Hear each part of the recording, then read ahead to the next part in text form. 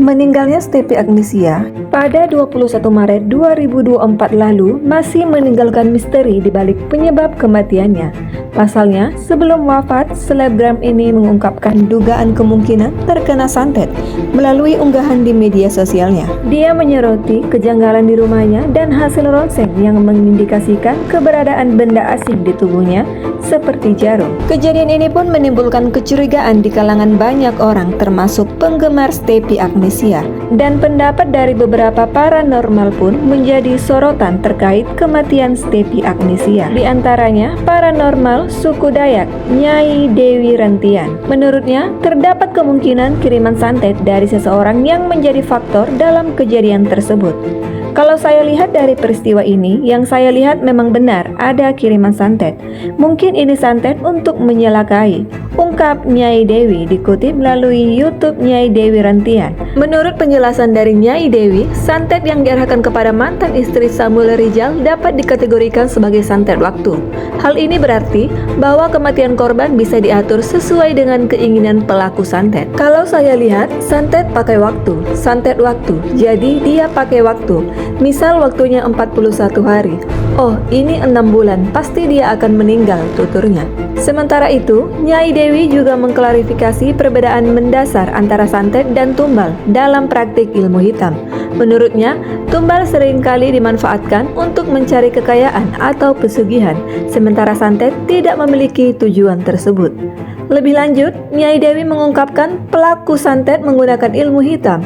Dia menjelaskan bahwa santet dapat merasuk ke dalam tubuh seseorang dengan mencari titik lemahnya. Jadi, selama orang yang melakukan santet itu, biasanya orang memakai ilmu hitam. Santet itu akan masuk. Biasanya orang mencari mata luka, titik lemah seseorang.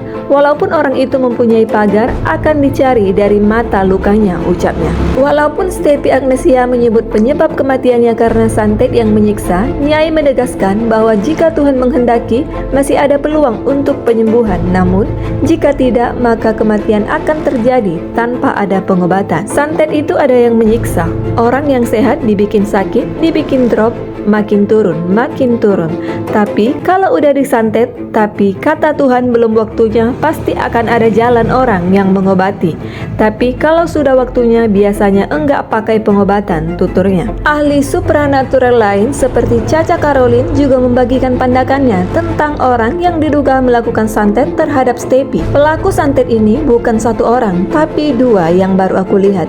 Enggak karena persaingan bisnis, tapi iri dengki. Gak senang lihat orang lain bahagia. Penyakit hati itu semua pasti menyatu, jadi pasti dibenci. Itu berbahaya, ungkap Caca Karolin. Tak berhenti di situ, sosok Caca Karolin bahkan membeberkan ciri-ciri pelaku santet tersebut. Namun, ia tak mau mengungkapkan karena kode etik yang ia miliki. Aku tidak bisa memberi komentar. Ciri-cirinya, inisialnya, gender, meski aku tahu karena aku punya kode etik, ucap Caca. Di sisi lain, sosok Caca percaya bahwa pelaku yang mengirimkan santet ini akan mendapatkan karma buruk. Caca menyebut, pelaku mungkin berusaha membersihkan dirinya dengan melakukan sedekah. Itu tak akan menghapus karma mereka. Buat dua orang pelaku utama yang mengakibatkan almarhumah Stepi berpulang, ingat, kamu merasa menang saat ini. Apa yang kamu sudah lakukan mungkin akan menghilangkan karma buruk dengan bersedekah. Kamu salah.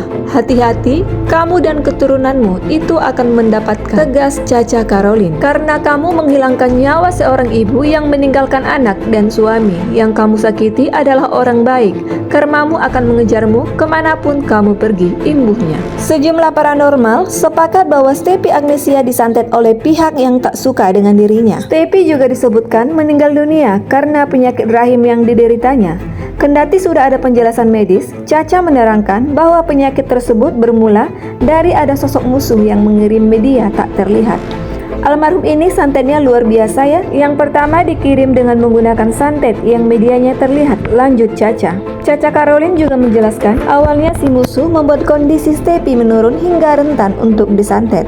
Setelah itu mentalnya dibikin down, setelah itu dikirimin lagi santet yang dibentuk atau dialihkan menjadi penyakit medis, timpalnya.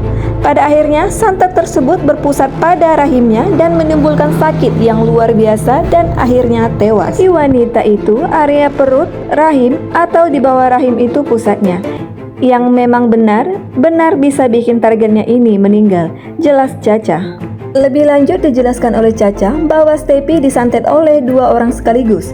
Salah satunya berhenti mengirim santet, namun sosok yang satunya bersikeras untuk membunuh Stefy menggunakan media santet. Ahli spiritual Panglima Langit di sisi lain juga memaparkan bahwa dirinya sempat mendapati ada jarum di tubuh Stefy. Paranormal Suhu Siam juga sepakat bahwa ada seseorang yang mengirim benda asing ke tubuh Stefy. Yang terakhir, paranormal Mbah Mijan pun membuka suara. Berbeda dengan paranormal lainnya, Mbah Mijan sebut penyebab Stefy Agnisia meninggal dunia bukan gegara santet. Mbah Mijan justru mengatakan kalau Stefy Agnisia tidak terkena santet seperti rumor yang berhembus. Apakah almarhumah terkena santet? Jawabannya enggak, kata Mbah Mijan dalam unggahan video TikToknya. Paranormal berambut gondrong ini menjelaskan tentang santet yang memang ada di sekitar manusia.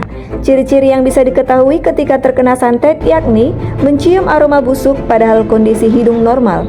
Santet, teluh, sihir memang ada, bukan dongeng, bukan cerita. Ada di sekitar kita. Ada kalau belum pernah merasakan sendiri pasti nggak percaya, ucap Mbah Mijan. Ciri-ciri yang paling umum yang bisa awam merasakan adalah mencium aroma busuk, aroma anyir darah dalam kondisi hidung yang normal, sambungnya. Mbah Mijan memberikan 3 tips untuk menghindari santet yang paling mudah dilakukan. Berdoa sebelum tidur, jangan tidur tanpa pakaian. Kalau Anda merasa ada ancaman dari rivalitas yang mengancam kamu mau disantet, mau diteluh, tidurlah di ubin beralaskan tikar atau karpet, ujarnya. Mengingat Stefy tidak terkena santet, Mbah Mijan mengajak masyarakat untuk mendoakan almarhumah. Mbah tegaskan lagi, almarhumah tidak terkena santet, mari kita doakan bersama. Mudah-mudahan almarhumah diterima di sisinya, pungkasnya. Pendapat Mbah Mijan soal Stefy Agnisia ini justru menimbulkan kecurigaan netizen. Sejumlah netizen curiga kalau Mbah Mijan dan Ica Anissa Paradila bekerja sama untuk menyakiti almarhumah Stefy. Kayaknya dia dukunnya guys, curiga, komentar seorang netizen. Mbah Mijan ikut bantu sepertinya, sambut komentar lainnya. Bisa juga ya, plot twist ternyata Mbah Mijan ternyata dukunnya si Ica, sentil netizen yang lain.